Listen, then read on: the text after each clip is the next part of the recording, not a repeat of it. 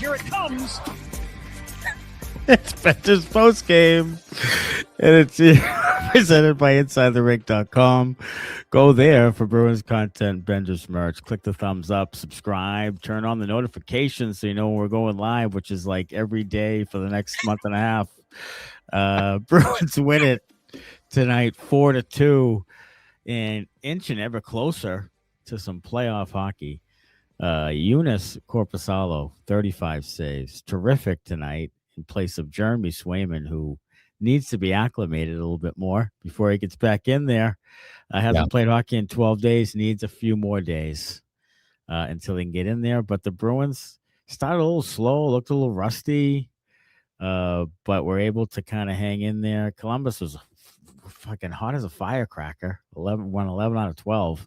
Yeah. A good team with some good young players on it. First time we've seen them this year.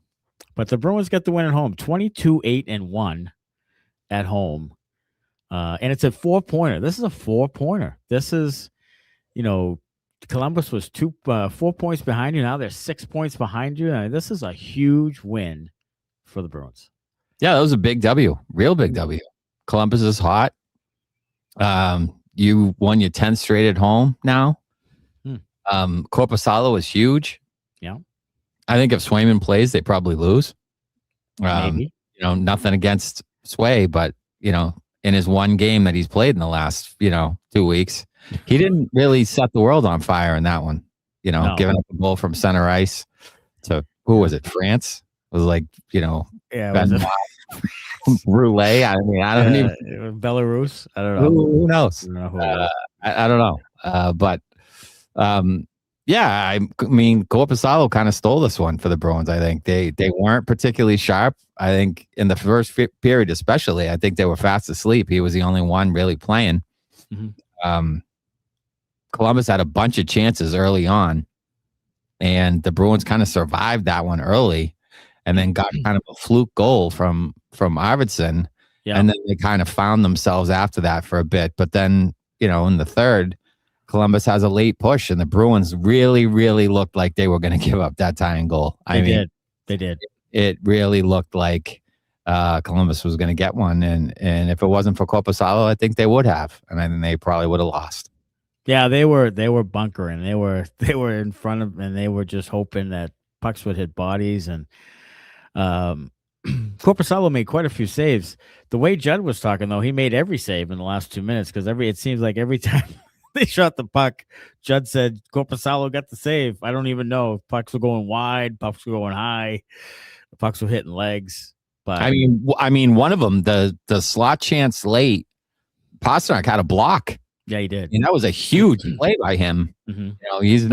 He's not known for selling out to block shots, but he did in that situation, and they needed it because, that's a high danger chance, from 10 feet in front, and Pastrnak with a huge block, and then they end up scoring the empty netter to kind of ice it. But there was certainly some ass clenching moments there late in that one.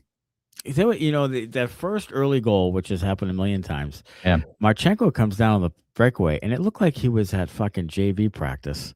He just kind of flicks it into the net, and you thought, oh my God, here we go. Yeah, here we go. And then Korpisalo, he hung in there and he made some great saves. But that breakaway, Marchenko made it look easy. Like, it was insane how easily he shot that puck. Yeah.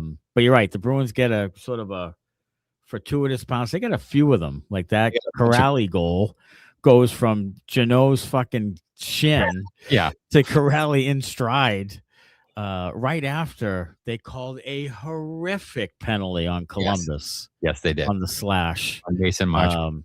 At that point in the game, it's just unbelievable. It's that young ref who looks like he's a deer in headlights. Yes. That like blonde guy. I don't even know what his name is. I don't know. He comes up and he's like, when he calls the penalties, he's like looking around like, we got a slash on 17 white. And everybody's like, are you kidding me, buddy? Yeah. And he's like, he's probably just sweating bullets. Like, anytime he has to make a call, he looks like he's just completely overwhelmed and overmatched. But he's out there doing dumb. Cunningham. Yeah, he's out there. Bruins blocked 20 shots tonight. Jonathan Aspro, 7 block shots. And I thought that Apricot's actually played really well in his own zone, retrieving pucks, making the right play. Like there were several times tonight where he looked really confident with the puck in his own end and making the play to advance the puck. And he continues to like really feel really comfortable playing essentially top pair with McAvoy. And to get him for a couple of years at less than $1 million is, I mean, what about Sweeney, but that's a good one. It's the tale of 2 extensions. Yes, it's the tale of 2 extensions because the other guy you extended watched the game tonight. Yeah, he didn't play. Scratched. Yeah. So yeah, I mean, you definitely needed to sign him to a 2-year contract. You know, with like 1.7. He's not even playing. He's not even $1.7 million a year. I would understand if it was Apricot still, if it was like $900,000 in 2 years, I'd understand that. Fine, sure. Great. But for 1.7, that is unbelievable, right? Yeah, I mean it's I don't know how to explain it really. I can't explain it because there was no need to do it at that point in time. None. No, zero time. I mean, this was back in January, right? Yeah, I mean it was so he had his little hot streak and then he was on a cold streak for like 12 games in a row. Then you signed him. Then they signed him to the extension. And you're like, what on earth are they doing? Yeah. What are they doing? And you don't really know. You say, yeah, he's 26, but you know, he hasn't shown enough to me at the NHL level to warrant an extension at that point in time. Not like that. Like maybe like I said, like if you want to make that a 2-way deal, I'm all for it. Right. If that's a 2-way, I'm in. I'm good because you can send him down and you don't have to worry about the money. But on a 1-way deal, that's 1.7 you have to have on your team, and you already have 3rd and 4th line guys. You got a ton of those. And every year in the offseason, you get a couple. You do. Like every single year. They're going to get a couple more. Yeah. Like, why are they? I don't know. I didn't know at the time. I thought it stunk at the time, and I think it continues to stink.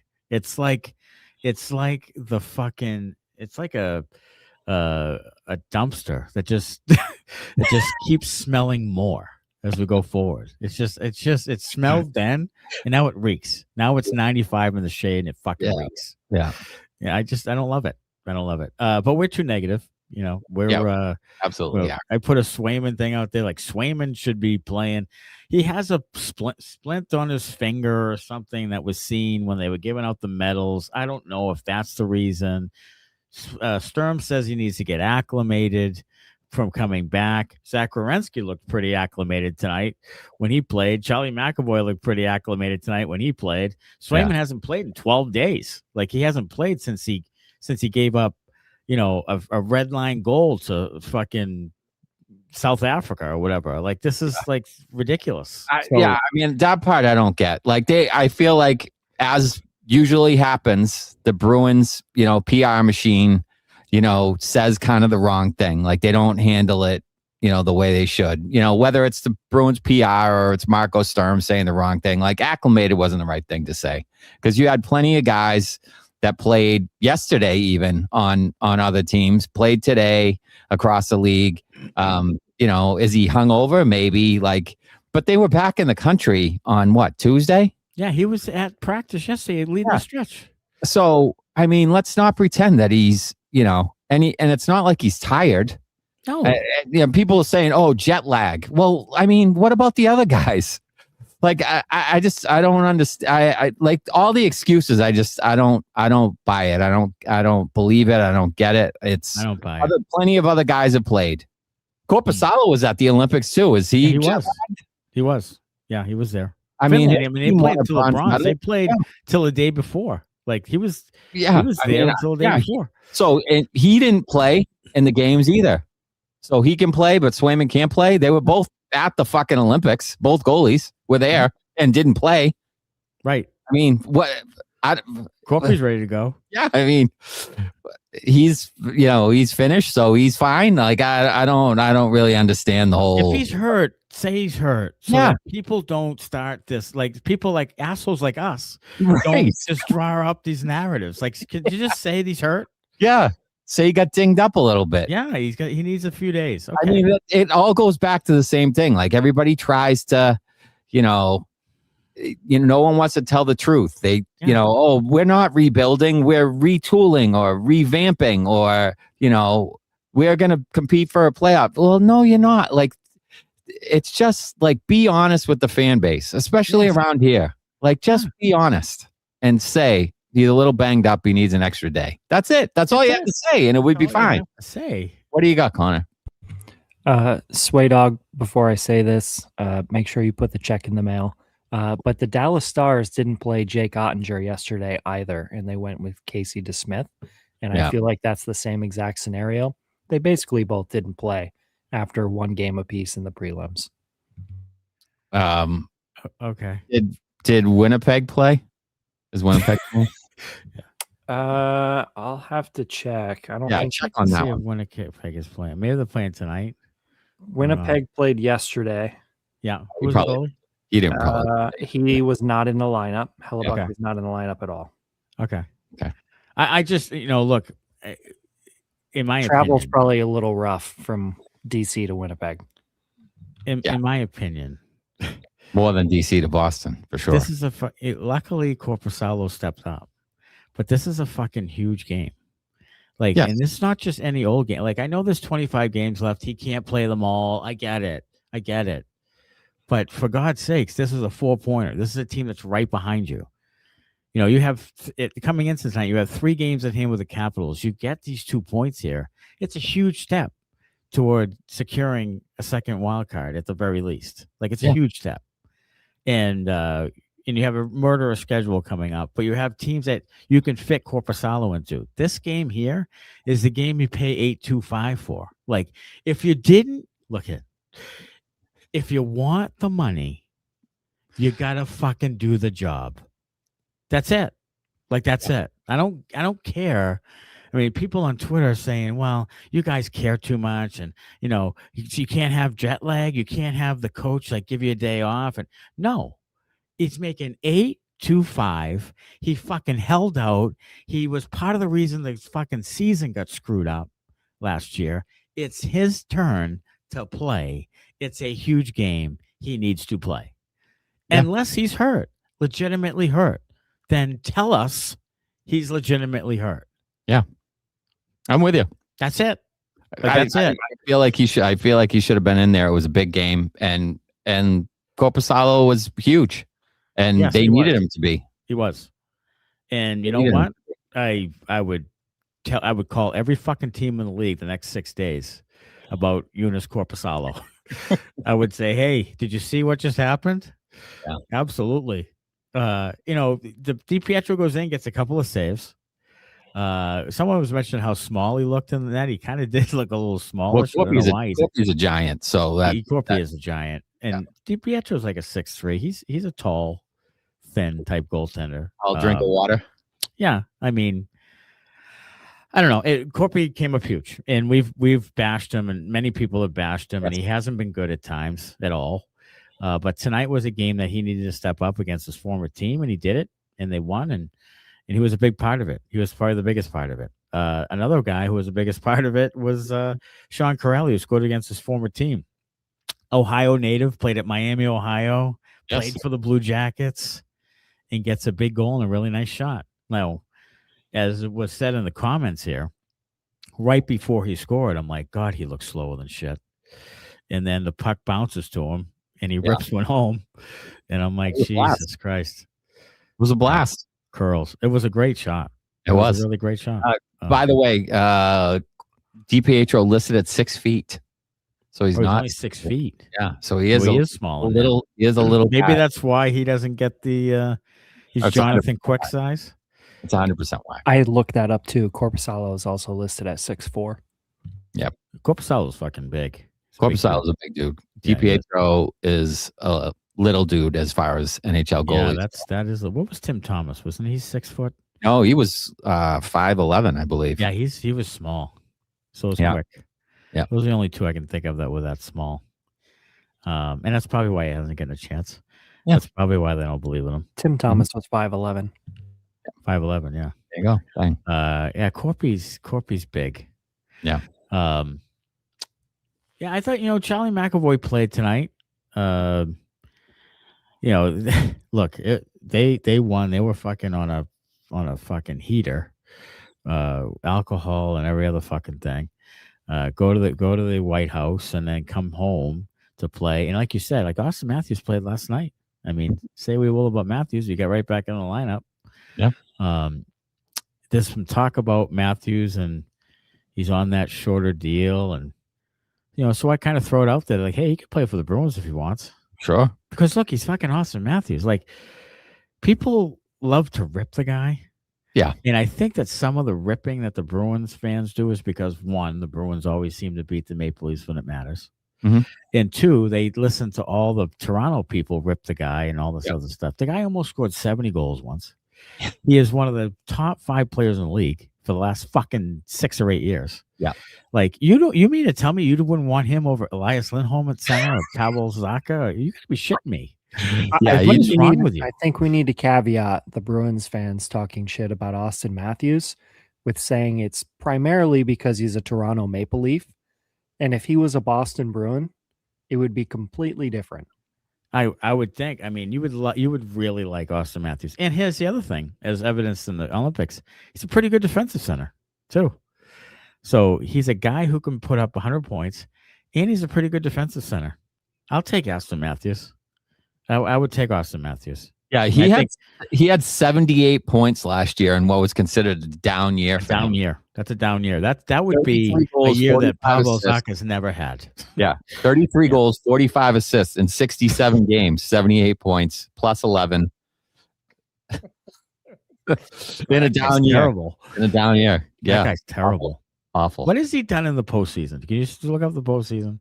Because I'd like to know exactly what the guy's done in the postseason. Because I feel like one of the years that they were that I thought that the Bruins could lose to them, Matthews had a good series, I thought. He has in 68 postseason games, he has 26 goals, 33 assists, 59 points, plus 2. Okay. His shooting percentage has gone down from a career of like 12 and change to 9.2. Okay. So it shoots a little worse. Yeah. Yeah. But that's, I mean, that's still close to a point per game. Sure. And he's had only had 2 playoff series or 2 playoff seasons where he's been a minus player. Every other playoff he's been at least a plus or even. I mean, you wouldn't want Matthews to play with Pastrnak? Yeah, I think you would. I think you would. The only thing holding him back is his hair makes him look like a young Ron Jeremy. Yeah. You know what he looks like to me? Is Freddie Mercury.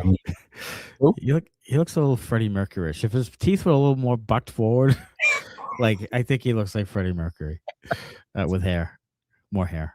Yeah, he needs to see Charlie McAvoy's hair doctor. Yeah, the hair doctor. And get that thing straightened out. Yeah. But yeah, then he's fine. Then he's good. I'll tell you what. Did you see the commercials? It's not McAvoy's hair doctor anymore. It's Sean Kuraly's hair doctor. Oh yeah, it's they passed it around.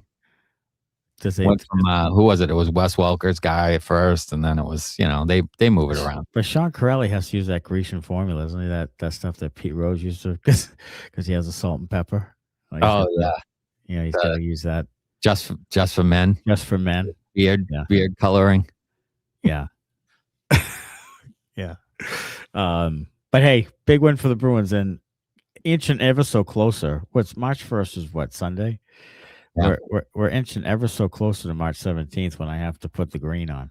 Yeah, we're gonna make sure Eileen gets you some green paint. Yeah, we're getting green. Where was I today? I was somewhere and there were green leprechaun hats. I'll tell you, if anyone looks like a leprechaun hat on you too. Yeah. Maybe the glasses, some glasses, some green paint, leprechaun hat. Yeah, the leprechaun. A leprechaun outfit. Maybe a full outfit. The full on leprechaun. Pot of gold, some Lucky Charms. Yeah. Give you some Jameson. You need the Irish whiskey. Give you all of it. Yeah. Get you in. I think so. Just quickly here, because we had a comment on the Austin Matthews and his stats. Yeah. Dan Maynard asked where he would rank on the Boston Bruins by points. He currently has 49 points. He would be number 3 on the Bruins between Geekie and McAvoy. Right. Yeah. I mean, I don't know. I mean, they supposedly made a run at Tavares. And I know Austin Matthews from Arizona. They don't have a team in Arizona anymore. Okay. But there are people out there who think he'd probably go to LA or Anaheim, and he could. But Jesus, if I'm the Bruins, I make a serious pitch. Well, so there's no way this happens. Number one. Right. Because he's in the division. Right. And Toronto may never trade with you again after. I mean, it's just been Randy Carlo and Tuukka Rask. Yeah. They may never, ever trade with the Boston Bruins ever again. Sure. So he would have to go somewhere else, and then you would have to get him from from wherever that was. Yeah. Yeah. Or he has to be a free agent. Yeah, right. What do you got, Connor? Did you guys happen to see the press conference after USA won gold, where it was the Hughes brothers and Matthews at the podium? Mm-hmm. And one of the people asked basically, how are you going to handle the questions about being a winner and, all that. And the Hughes brothers kind of took it over after he kind of no commented and said, basically, everybody in the local market can shove it. He's a winner now. And then I also thought of somebody like Connor Hellebuck, who's in another Canadian market as an American player who kind of faces the chin music in the media. So do you think that some of these star American players now, after getting this feeling of that Olympic experience and that gold medal, might have a little more of an itch to leave the Canadian markets? Yeah. And I think Brady Tkachuk could be there too, because he's gotten all kinds of shit for something that he didn't even say. That was like an AI thing that was put out by the White House. I just have always thought that Tkachuk, Brady, would be an amazing Bruin. He would be an amazing Bruin. But he'll go to Florida and play with he will. But he would be like such a great Bruin. Yeah. He really would. I mean, Jesus. It would just be fantastic. I think Matthew is a couple of years away from getting close to being fucking done. I think his game is deteriorating some, but Brady is right in the fucking wheelhouse right now. I'd take Brady Tkachuk in a second. Absolutely. I mean, I just think he would be such a good Bruin in Boston and the whole thing, and he checks all the boxes. He's got. Yeah, I mean, he's a Cam Neely. He's a younger, Yeah, he'll bark at people and fight people and score goals and have an edge and be a prick and all that stuff. And he gives you everything you possibly want from a power forward. Yes. I mean, yes. I mean, I know we hate him now and everything, but Jesus, he would be such a good Bruin. He really would be. Here's a quick follow-up to that. Do you think that the NHL or the NHL teams would benefit from the American star players like an Austin Matthews being the captain of one of the major American city teams, similar to how Nick Suzuki and Connor McDavid are captaining Canadian teams? Well, back in the day, they used to pretty much cherry pick French Canadian teams to the Montreal Canadiens. And that's why you had a lot of Bruins had local guys, and the Canadians had like all the good French Canadian players back in the 60s, 70s. Yeah, I think they would kind of cherry pick the draft and just pick these guys. And I think that was allowed back then. It was like, you local guys you could get. Yes. And you know what? Wouldn't be the worst idea to have regional players in regional areas and that it wouldn't be the worst idea. I don't think having like a guy like Austin Matthews leave Toronto and go to an American team would necessarily like cause a spike No, I don't think it causes any of Toronto's that. a giant market. They're rabid fan base. Right. But yeah, I think some of the other guys, like I think, Connor Hellebuck's game, you don't see him really. He's in Winnipeg. Yeah. But if he was like, the goalie for the Rangers or the goalie for, the Red Wings or the Blackhawks, like, yes, that would definitely give him and that team a little more cachet, I think. So I also think it helped the Bruins Canadians rivalry that French Canadians played against, local American and Boston guys or whatever the heck. Like, I think there was part of that too. Like there was an us versus them kind of thing back in the 60s, 70s. I mean, they were blue, blanc, and rouge, and they played a certain style and dove and skated around eloquently and all that stuff. And the Bruins were just rough and tumble and big bad Bruins. And I think that's some of the image was kind of that way. So I think that's why I think it worked in that way. At the end of the day, I don't think it spikes anything, but I think it might create like an our guys against your guys kind of thing, maybe. But I don't know. I don't know if Austin Matthews, I think if he had his drought, I mean, he re-signed there. So it wasn't like short term, though. He made no long-term commitment. He didn't have to. So it wasn't like he hated it. Yeah. Maybe he doesn't like it as much anymore, but he had every opportunity to go home. He did. And he didn't do it. So they also have to understand that original 6 teams and the teams who will spend the money and teams where the passionate fans are, that's where you kind of want to play. Playing in fucking, Atlanta. You know what I mean? Yeah, but I also think that there's something to say about that. Like one of the reasons why I asked that question is obviously the Matthew Tkachuk going to Florida. Florida was a shit team. Like they couldn't even sell tickets in their arena. There was empty seats all of the time. And now they're one of the premier markets in the league because one player went there and changed the narrative. Well, Gary Bettman had such a hard on to grow hockey in Florida that's kind of how it started to happen. For now. Yeah, sure. For now. It's always for now. These guys don't play forever. They don't have tradition. No. I'm not saying I'm saying, they changed the culture and it's a hot market. Right now it is. But if they start to lose a little bit, they'll be half empty again. Yeah, we'll see if the fans still show up. Of course. Well, I mean, we were also that's a difference between a place like this and a place like that. Well, we were having a laugh about this at the Stadium Series about how they kept talking about growing the game in a town where they won 3 Stanley Cups over the last, decade. Like how much more growing the game did you need? There's that. And there's also, that same fan base, left halfway through the second period when they were getting their doors blown off. And then we're trying to get back in, when they started to come back. But the place was starting to empty out in the second period when it was 5-1. Yes. Like people were leaving. A lot of people were leaving. And they were leaving when after they came back, more people left.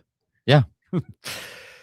So it's just not the hotbed. All right, let's get to some Bruins, some Benders banter about the Bruins here on Benders Post Game. And it's presented by Evolve ABA, which offers consulting services from a board-certified behavior analyst to adult day programs in residences, schools, and even businesses using the principles of applied behavior analysis. Evolve ABA is also pleased to offer staff training in collaboration with parents of children with autism and other special needs. Wishing to learn more about the science of applied behavior analysis? To learn more about Evolve ABA, call Sean Daly at 774-823-5016 or visit evolveaba.net. Matthew Curtis says Swayman injury. Seems to be. Victoria says, looks like a broken finger maybe. Did have that splint on it. And maybe it is, but just fucking say that. Yeah. Just say it. That's all it takes. That's all it takes. Just open themselves. First of all, Swayman already has this large contingent of fans that are ready to pounce on his ass at any minute. Like us. Like these guys right here. So why put him in that position by say acclimated when every other Austin Matthews was acclimated last night? Like, why say it that way? Like, why? Just say, hey, he did something to his finger or whatever, which clearly everybody saw. He did something to his finger. It's going to take a few days. Should be fine. Korpisalo's in the net. DPR is going to back up. Fine. Then no one can really say anything. He hurt himself. Yeah. But now he should be in there. And guys like me, like ready to fucking just scream. Like Bulldog needs to be acclimated. If you let's say you went to the fucking dog store and got a Bulldog, would they need to be acclimated? I mean, I guess you don't want them to piss all over the place. Yeah. Have them back to my house. Yeah. But that would be like, so this example would be like if you had a bulldog. Yeah. And then you brought him to the dog store. Yes. And then you went back and got him again. Then brought him back to your house. Would he still need to be acclimated? If he's already lived at your house for fucking 12 years? Yeah. I don't think he would be. No. I don't think he would need to be acclimated. Yeah. No. He looked acclimated when he was leading the stretch yesterday at practice. Yeah. I don't know. Victoria says, which I'm okay with him not dressing if he's not 100%. And that's true. I mean, if he's hurt, he can't back up either because Korpisalo gets caught by the spotter and you have to put your backup in. Like, if that's Swayman with a broken finger, everyone probably said, not smart. Oh, shit. All at once when Michael DiPietro skated. Oh, my God. When the spotter took him out and DiPietro went in, I was like, oh, God. Like this, if DiPietro gives up 3 straight goals, you're going to hear nothing about Swayman stuff and why isn't he playing and all that. The fact that Korpisalo stood in his head, went back in the game, stood in his head, and they won the game completely clears the Bruins of any of those. Oh, yeah. Questions. Like, they better thank Korpisalo. Spent too much time on it. Yeah. Yeah. I was ready to, epic rant. Sure. Epic. Yeah. Especially when that first goal by Marchenko goes in, it looks like he was fucking playing at an open net. Like, oh my God. Like, I was ready to fucking pounce. But they got lucky. Matthew Curtis, when it comes to sloppy play in the defensive end, we picked up right where we left off. Yeah. Oh, Jesus. Korpisalo, says Victoria. Oh, Christ. If you're upgrading Arvidsson's spot, you need someone to take over his transition play, which is excellent. ASAP, says Odyssey. Some names on the trade board with same capabilities. Kyrou, Tippett, Owen Tippett. None moves the needle for me. I'll tell you what, I'd take Jordan Kyrou over Viktor Arvidsson fucking yesterday, today, and 3 years from now. He's a better player than Arvidsson. Tippett. Arvy's got 16 though now. He's got 16 goals. But here's the thing, okay? Here's the thing. You catch lightning in a bottle. Sometimes you catch lightning in a bottle, but you have to kind of remember it's lightning in a bottle. And that lightning comes quick. It doesn't hang around for 3 more years at $6 million bucks. You know what I mean? It doesn't. It's a quick, you caught lightning in a bottle, great. Now let's get the next guy next year. Like, that's it. But I am just waiting for the day when you get this Arvidsson fucking extension because he's Sturm's guy. And then Arvidsson scores 8 goals next year. Yeah, I mean, right now he's playing for a contract. Yes. As well. Right. So if he signs that extension, he's not playing for a contract anymore. Maybe he gets a little more it's complacency. Relaxed, complacent. Yeah. And then you get 8, like you said. What do you got, Connor? While we're having Matt fucking lighting all the candles here for Sweeney to sign Arvidsson, I just want to send my condolences in a moment of silence to the Edmonton Oilers fan for the Trent Frederick contract. Oh my fucking word. That thing is Matt said fuck everybody scratched their head at the time. And I've never seen I have to think of a contract in professional sports history where everybody knew it was a colossal fucking mistake. And then it's worse than that. It's literally worse than that. Like, I thought maybe you'd get 8 or 10 goals a year from Frederick or whatever. Like, I thought he was overpaid, but you get something out of him. He has forgotten how to play hockey. Like, he can't play. Yeah, or he doesn't want to. Or he doesn't want to. Right. And I wonder if that's part of it. But why sign an 8-year deal? Because he's getting paid. Yeah, I guess. But it feels like he just, his heart isn't 100% in it. Yeah. And I don't know what you do with that. I don't. I mean, he's got, 6 years left? Like, I don't know what you do with that. I don't. He's going to be a buyout of epic proportions. Yeah, I mean, I'm glad it's not the Bruins' problem anymore. Got to be some sort of buyout.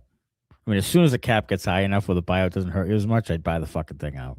See you later, Trent. Go ahead, Connor.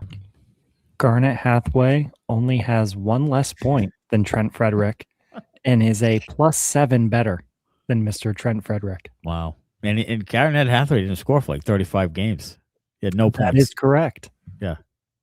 No points. Odyssey says Toronto pick starting to look too good. If it weren't for the Western Conference, if they played there would be 1 point from the wild card.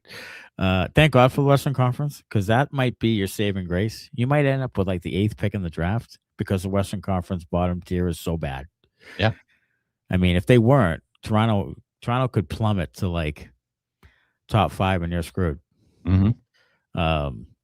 So you might get 7 or 8 again. And that's why I think they're going to trade their pick, the Bruins, because their pick's going to be 20-something. And I think they're going to trade it. I just hope they don't trade it just for the sake of trading it. You know what I'm saying? Yeah. And like I that's the issue. I think they don't trade it for Rasmus Ristolainen. They better not. Don't. I'll kill them. Don't. Or Tyler Myers. Don't do that. Don't just trade it because you don't want it.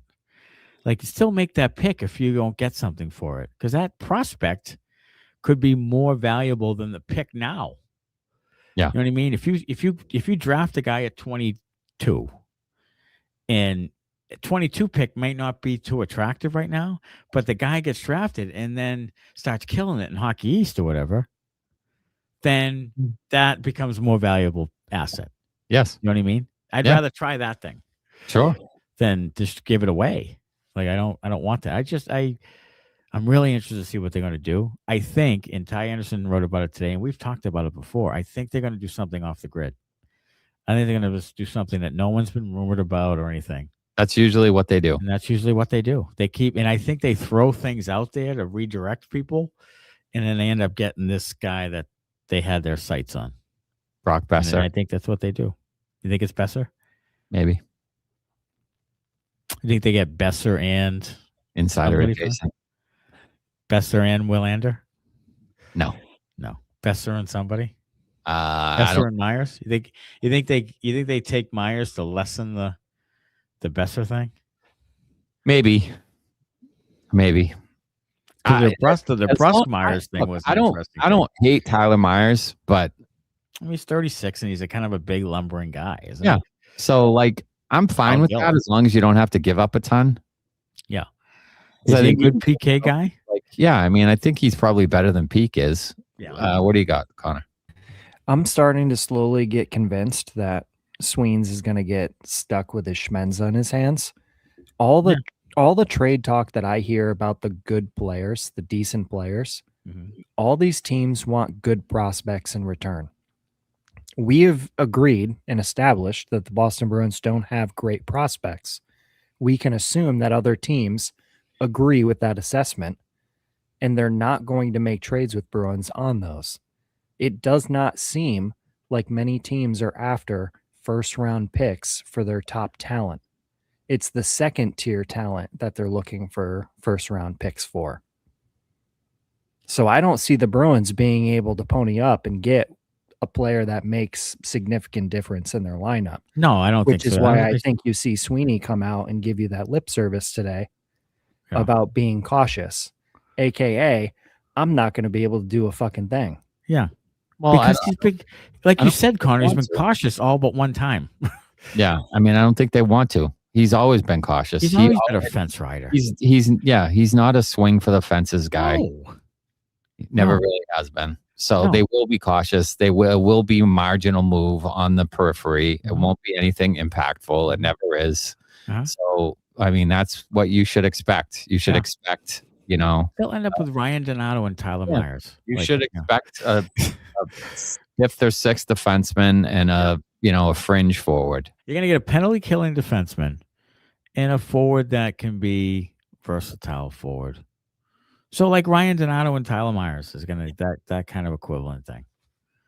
I think Ryan Donato is a little bit too high for their level. Jesus Christ, thank God, because I don't want Ryan Donato back in any way, shape, or form. I know, but I think he's better than what they're looking Jesus at. Christ, he had 31 goals last year. He's 13 this year. Yeah, back to being Ryan Donato. I know he's better than what they're looking at. I'd rather have Teddy Donato replace Chris Kelly. Can we do that trade? Let's trade him. Let's trade Harvard. Let's trade. Can we talk about fucking Chris Kelly and fucking Andrew Raycroft? Oh my God, that little fucking that ball washing fucking tongue bath that they had in there in the thing. Yeah, I did hear some news about the Peeke though.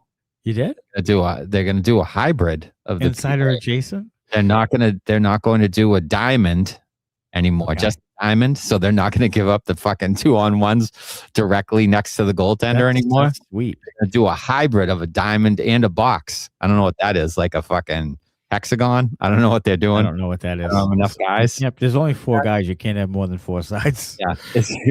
Did Chris Kelly go to Harvard too? What are they trying to? They're trying to make up shapes now. I don't know what they're doing, but they're trying to do they're going to do a hybrid Peeke, just like they have the hybrid defensive zone system. We're big on hybrids. Big on hybrids here with this group. Here's an idea. If Spot is a good power play coach, yeah, wouldn't he know what a good penalty killing situation would be? Like, what's the one penalty kill you hate fucking coaching against? Let's play that thing. Jesus good Christ. Point. That's a good point. I mean, Jesus. Yeah, can we give Chris Kelly's job to someone else? Oh my God. Like again, like just give him whatever job. What's the next job? He's gonna be goalie coach. He's gonna fire Azenza and have Chris Kelly coach the goalies. Chris Kelly's gonna hang around forever. He's gonna be around like a fucking sore in your asshole for a while. Victoria, yeah, looks like a broken finger, maybe. Which I'm okay with. Okay, we already did that. Could we see a Jeannot, Letourneau, Hagen's third line already next season? I like Tanner's play. He could babysit those two into a smooth transition to the NHL game. I don't see Letourneau playing for the Bruins next year. I think he's going to stay in BC.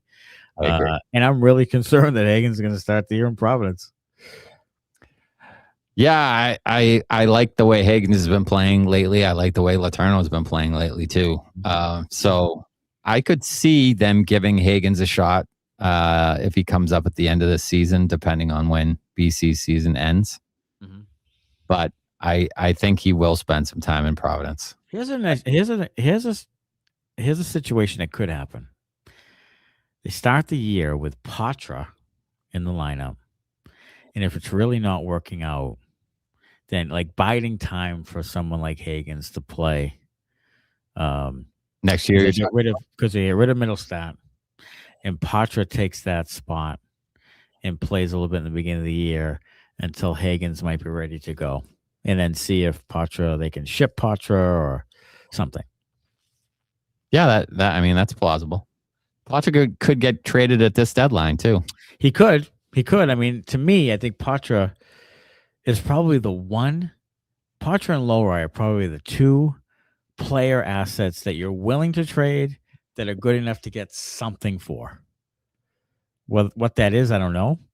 Yeah. But or the 2 assets that you can add to make the pot a little sweeter for a team. I don't think you really have much else other than that can get you any value in return out of the guys you're willing to trade, I'm saying. Yeah. So Poitras could be a guy that you'd throw in a deal for Besser. Sure. And then Poitras in the first you have, and somebody, I don't know. Who fuck Cooper Simpson? I don't know. Somebody. And and maybe a second to follow or something. I don't know. Just spitballing, but he could be in that type of thing. I just think they have to do something with Poitras. He's only 21 years old. And right now he's just playing with the Providence Bruins with a bunch of 30-year-olds. Like who have no chance of playing for you. So you got to do something with them. You know, I mean, they should let him play some on the Bruins, value. is what they should do. They should let him play in the Bruins. They should let him play in the Bruins. Yeah, they should. They should trade Casey Middlestat and put Poitras in that role. They should let Poitras play in the Bruins. They shouldn't have signed Alex Steves, and Poitras should have Alex Steves' role. Yes. You know, bounce him around on wing, up and down the lineup. Steves doesn't even have Alex Steves' role right now. He's sitting on the fucking ninth fucking floor. Like, oh, Jesus. I can't. I just can't. I can't. And when it happened, and I was ranting, and everybody was saying, you're just, this is not a big deal. I mean, he's just a third, fourth line guy. He's just, well, what's the big deal? And everybody told me, well, the cap's going up, and this is going to be really one of those smart trades. I feel like it's Bruce O'Connor. It was one of them. He keeps saying everyone, but I feel like he just. I think it's Bruce O'Connor. I think this is targeted fucking rant. And you were telling me, this is the guy. This is what Don Sweeney needs to do. This is a smart, savvy. He's fucking eating hot dogs on the ninth floor. Like, this is not a smart, savvy, forward-thinking nothing. It was not necessary. Not. Okay. Allegedly. So, let's see. I've just checked the box score. What happened with Korpi? He was caught by the spotter, as Victoria told you. Yes. Where's Sway? He might have a broken finger. Who knows? And why is DiPietro up? Because Sway has his finger in his ass. Yeah, Sway is drunk still. Yeah, he's still drunk. Maybe he fell down. Maybe that's how he broke his finger. I think the other part of the Sway thing is, and maybe it's just me, he's got this fucking laissez-faire, like, hey, everything's awesome. This is gonna be great, dude. Like, he's just got this 70s pot smoker fucking demeanor about him that's really driving me nuts. Like, seriously, dude, you're the bulldog. Do you understand that Boston fans like Trot Nixon? They like the bulldog. They like the dirt dog. They like Dustin Pedroia. Yep. They like guys who are just like angry face, fucking game face, like every single game. Brad Marchand, every game, give it everything you got. All this thing, like, they don't want fucking, hey, dude, like, I'll get back in when I get acclimated. Oh God, Christ. What else we got? Jeremy Swayman says Jeremy Swayman is a new man. Oh, he's a new man. Yeah. He's beautiful. Mm-hmm. It's a new man. Odysseys. Korpi's been dialed in. Trading him feels like yesterday's news. You need vet goalie play through this part of the season. I can see an off-season move, not deadline. Odysseys, I'm with you now because you can't fucking trust your $8.25 million goaltender. So yeah, you got to keep Korpisalo because you can't trust the dude. So yeah, Korpi, I don't even know. Korpi, since the I don't know if you want to call it a benching, but the we'll call it we were on a break. It was a break. Since then, he's been good. He was getting acclimated, you asshole. Yeah, getting acclimated. Since I'll tell you what, every guy he's benched has done well after. Yes. So since then, he's been good, and they've needed him to be because we all know Swayman can't play, 4 games in a row. No, and he's prone to the occasional, I don't know, stinker, mind fart, where he just forgets what's happening. Did it during the Olympics. He did. And then didn't dress ever again in the Olympics. Right. So, yeah. Hopefully that one's out of the way. And when he comes back and starts, once he's acclimated, once he can start playing for the Bruins again, that, he'll string some good ones together. What I think, honestly, I think he thought he was not going to be he knew that Hellebuck was going to be the guy. And he just wasn't focused. And that's the knock on him, is sometimes he's just not focused. And I'm telling you, you don't pay a guy. If you're going to pay a guy the third most money on the team, he better be fucking focused. Yeah. Like, that's where you need Herb Brooks to go into the locker room and say, hey, Sway, you're playing fucking, Sweden in the fucking Olympics and flip the table over. You know what I mean? In the fucking Olympics. Yeah, like wake him up, like in the fucking Olympics. No, You're playing in the Olympics. He was drinking Yeah, cappuccino and eating fucking pasta. He didn't give a fuck. No, yeah, he was just having himself a grand old time. Christ almighty. Korpi stole it, Kuraly with a snipe, and me with pneumonia. Welcome back, boys, says Andrew Peterkin. Well, Get well. When your part sucks. Andrew, Mrs. Peterkin needs to, rub you with some Vicks or something, right? Rub you the right way. Rub you the right way. Get a little of that Vicks salve. Adrienne, welcome back, boys and Vic. Hi, Adrienne. Hey, Adrian. Eileen is there with damn. That's the way to start back up. I'd say keep Swayman out. To say she's been influenced is probably true. She's probably heard me bitch about Swayman. Yeah, I think she did. Wanders, geez, maybe we can get a first for Korpi. Yeah, sure. Maybe. Why not? Hockey talk. Other than the mandatory goal in the first 3 shots, Korpi deserves big props for that one. Did not miss Judd. No. Other than the mandatory goal. Is it me? Is it me, or I feel like Judd is worse than I even thought? Like after the 22-day layoff, I'm listening to him and I've heard other guys do hockey.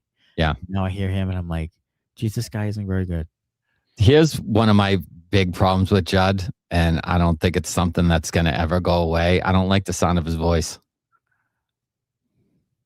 I don't like the sound of his voice. Yeah. And I don't like the over-the-top laughing when someone says some comment. Here it comes.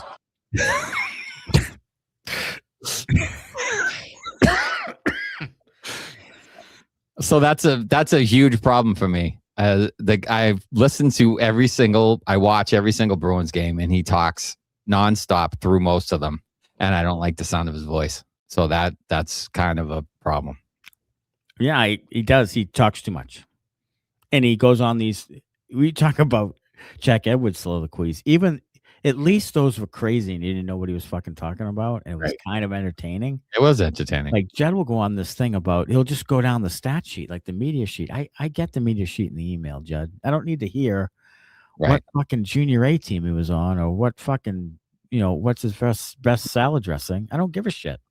Like, can you just tell me what's happening on the ice?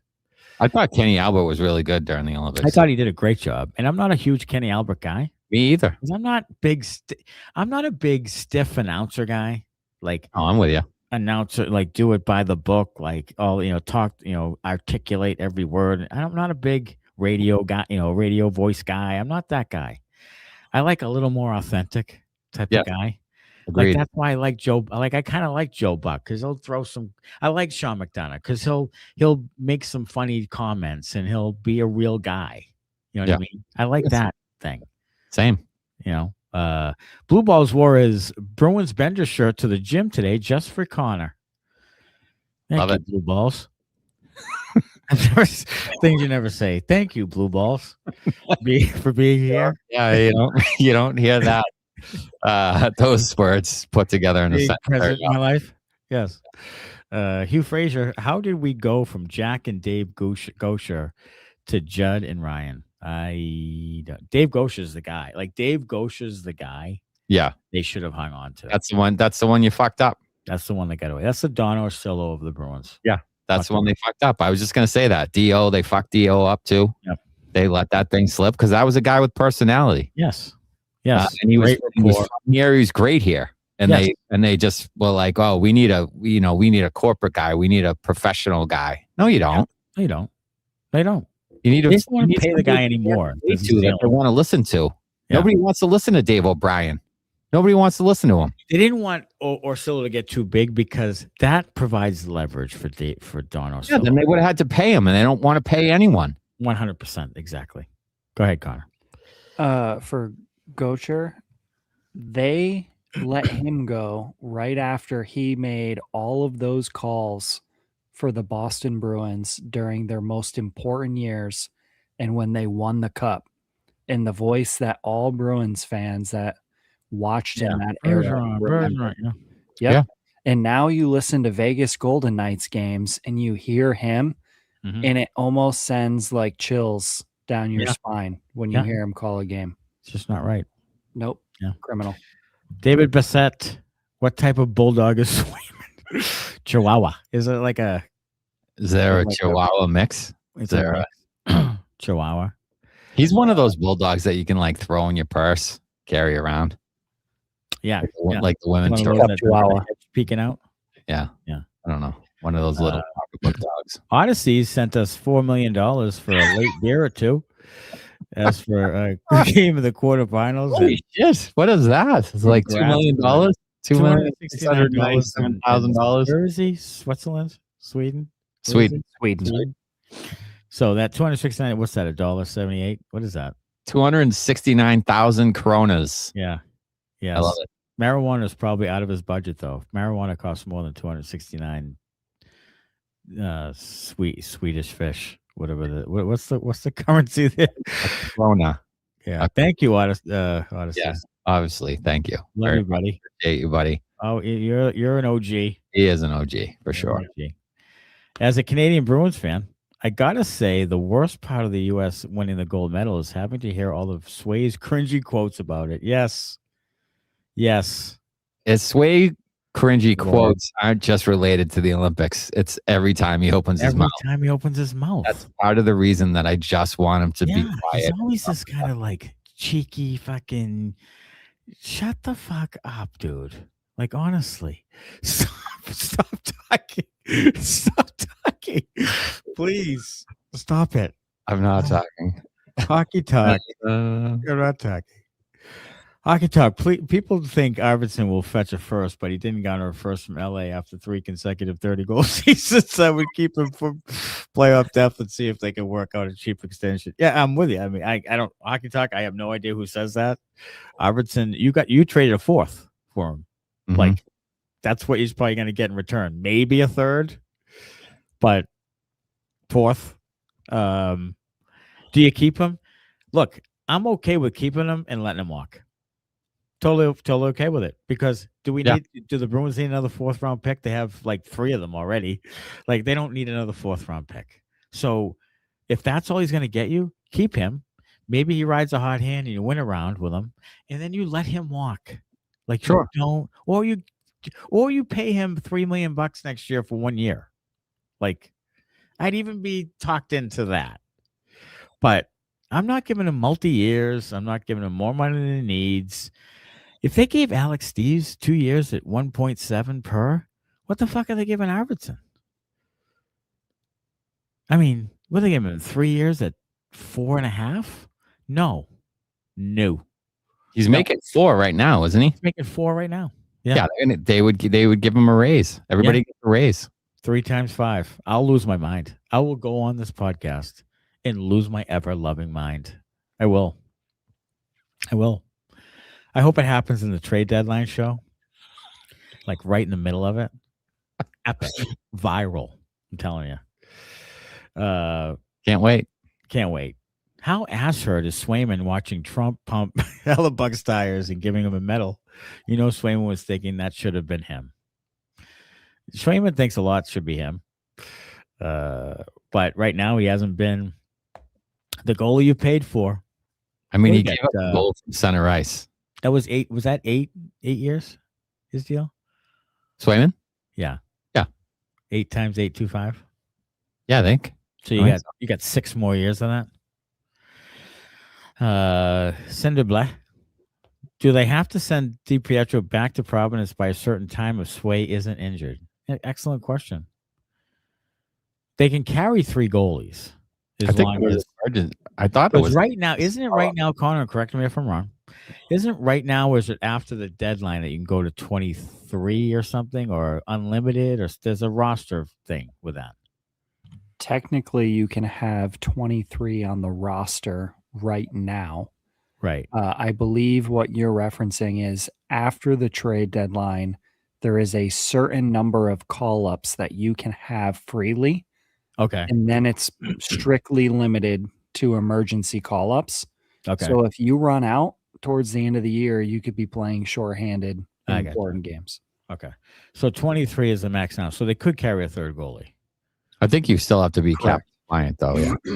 Well, yes. They would be cap compliant. You have to be cap compliant even then, too. Yes. Number one goalie Sway has to acclimated for the biggest game of the year. He hasn't even worn pads for a week, says that case. Yeah.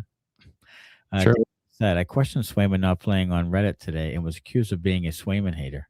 Yeah, I love these people. Someone got after me today on X, like, why are you apologizing for this guy?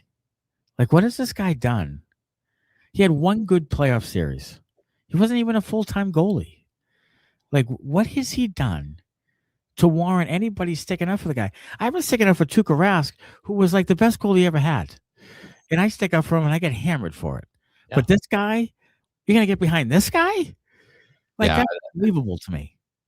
Yeah, people put their weight behind different guys for different reasons, I guess.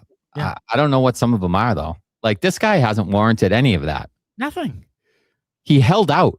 Yes. Like, people around here generally like to show loyalty. He didn't show you any loyalty, but you're showing it to him for some reason. I don't get it. Loyalty to the market, to the other goalies, to the I don't get it. Business guy. That's what he showed loyalty, not to the Bruins. Shaz died. He was able to go to the WH and the SOTU, so he should have been able to play. So fuck him. Sorry, John. Yes. Sorry, John. But yes. Yeah. Odysseys. Matthew's a dog. The Canadian market is a purely toxicity. Brings players down. Just look at the questions they need to answer for the whole White House debacle. Shouldn't even be a thing. Look, I think Matthew's an excellent player, and I'll take him. Like, he's better than Elias Lindholm and Pavel, Zacha and Fraser Minton and all the other guys you have up the middle by a bunch. So it's not close. It's not close. So I'd take the guy. And the people were just like, hell no. Like, okay, you think you're better off with Elias Lindholm at center than Austin Matthews? I mean, that to me, you are not a legitimate hockey fan who knows anything about hockey if you really believe that. Whoever says that, let me get the number for your plug, please. Yeah. Like, tell me you don't know puck. Yeah. I mean, yeah, Austin Matthews has his issues, sure. Has he won anything? No, but he's also in a place that hasn't won much at all. So, and they have some sort of curse over them and the whole thing. And yeah, you put some of the thing on him, sure. Absolutely. But Christ, I think Matthews and Pastrnak will look pretty good together. If Matthews were to lead the Leafs to a cup, he would get free beer all over North America for the rest of his life. Yes. Mm-hmm. Yeah. Zach Case, no Connor. Florida had won the President's Trophy 2 years prior to Tkachuk going there. Yes. And Jonathan Huberdeau had 115 points. Mm-hmm. But they made this savvy move. And they traded him and Uyghur. And they get Tkachuk. And at the time, I was like, Jesus, like, good for Calgary, I thought. Yeah. Like, taking a 150-point guy and a really good, at the time, like an up-and-coming, like, kind of hot commodity defenseman, like, that's a pretty good trade for them. And it was a changer for Florida. Look, you can win the President's Trophy all you want, as the Bruins have shown you. But to win the Stanley Cup, that was Matthew Tkachuk all the way. I mean, he set the tone. M.E. Trist. Difference is Sweeney thinks every player will take a discount to play in Boston because he cares about them. Yeah, family, baby. Yep. Zito will keep the Panthers and their market relevant. You would think. I mean, he's been a really good GM. They have an identity. They, I still think that there's a run in them still here. So the problem is a lot of those guys are dinged up. They've played a lot of hockey over the last 3-ish years. I don't think Matthew Tkachuk is fully healthy. Barkov obviously not healthy. Bobrovsky's having kind of a down year. So they have some issues. Zito can try all he wants. He re-signed a lot of those same guys, which generally isn't the best idea when you're trying to kind of inject new life into a team. Running it back with the same guys over and over again usually doesn't do that. Yeah. So I think that's going to catch up to him at some point. I think so. Yeah, I am with you. Chaz Dias says everyone thought that trade favored Calgary. At the time, I was like, Jesus, like, wow. But they knew what they were doing. And Young P says, finally, you two jerks are crapping on the dud. Look, I've done my fair share of crapping on Swayman. Like, he was playing better, and we were giving him the props for playing better. But I don't know if you I'm not a sway guy. I don't know if you listened to the show last year. I don't know. Maybe we've been late to the party, but boy, we and early this year we were letting Swayman out of that dude. Pretty good. Yeah. I'm just not a sway guy. Like I'm a Rask. I'll be honest with you, I'm a Rask guy. Yeah. So he's no Tuukka Rask. Never will be. No. In fact, he's not Tim Thomas, and I'm not sure what Jeremy Swayman is still. I don't know. I'm with you. I think that's fair to say. Because he's, I still don't know what he is. Let's see. Anybody else? Remember after that fight, Swayman skated over and the trainer looked at his finger. So maybe the finger is just causing some. Maybe. Did he play against Florida? No. Did he? Yes, he did. He did. He did. Because I thought we questioned why he didn't play the last two. I don't think he played. Oh, maybe he didn't. Because remember we said, boy, he should play the last two, and he didn't. And maybe that's why. Maybe the finger was bothering him, and then maybe Corpy played against Florida. Yeah. So there you go. Well, that's a good call, Fox guy. Maybe it was. I will say that splint is on his blocker hand that he grabs the stick with. The one that he never makes a save on, the low blocker there. Yeah. Okay. Mm-hmm. Yeah. Okay. You were a Fox guy. That's a good call. That's a good call. That could be part of it. That could be why Korpisalo played. Because remember we said there was 2 days off between those two games. Yeah. And we thought Swayman should play the last two. But that's a no-brainer. Yeah. And then Korpi played. Oh. Okay. That's a good call. So the goalie fight fucked him up. The goalie, broke his hand. He wanted to do so desperately. Yeah. Because that's what mattered to him. Yeah. All right. 3 up, 3 down. Up. How about Mason Lohrei up today? Lohrei had, let me see what the box was. I was impressed with his box. No pun intended. Wrong 2 plus 2, 3 shots and a hit in 17-25. I thought he played pretty well tonight. The only +2 on the team was Mr. Lohrei. Number 2 was Arvidsson, 2 goals, 16 on the year. Yeah. And number 1 is Korpi. He was sensational. Yeah, with good reason. Yeah. I'm going to go 3 down. Number 3 will go Charlie Coyle in his return home. He's from Weymouth, right? He is. Yeah, I think they said that 400 times. Yeah. He was a -1. 1 hit, 1 block shot, 1 shot missed, 3 shots. Whatever. Lundestrom, also a -1.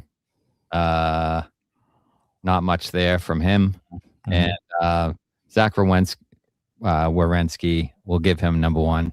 He had 7 shots. He's so smooth.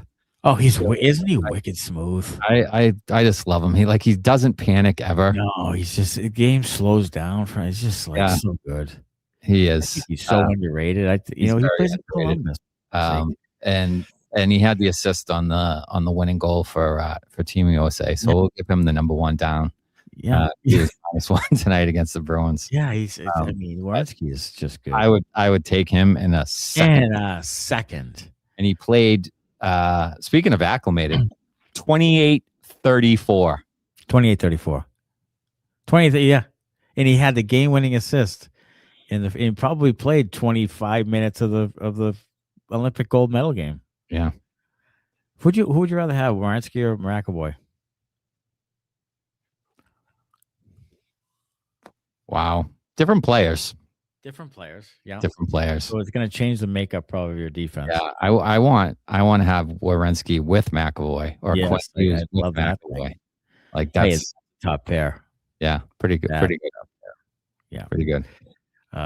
Shout All out right. to Bill Guerin for dropping that seed in Quinn Hughes' brain through the Olympics there. Appreciate you, dog. You know, they're talking about Billy Guerin, and the penalty kill was outstanding. It was. Miller and Trocheck and everything, but still, like, and Peeke Subban was talking about it tonight. I saw on Pardon the Interruption. He was on with those guys, and he was talking about the Canadian roster. He said Canada has to make some changes because they were too top line heavy, guys playing too many minutes.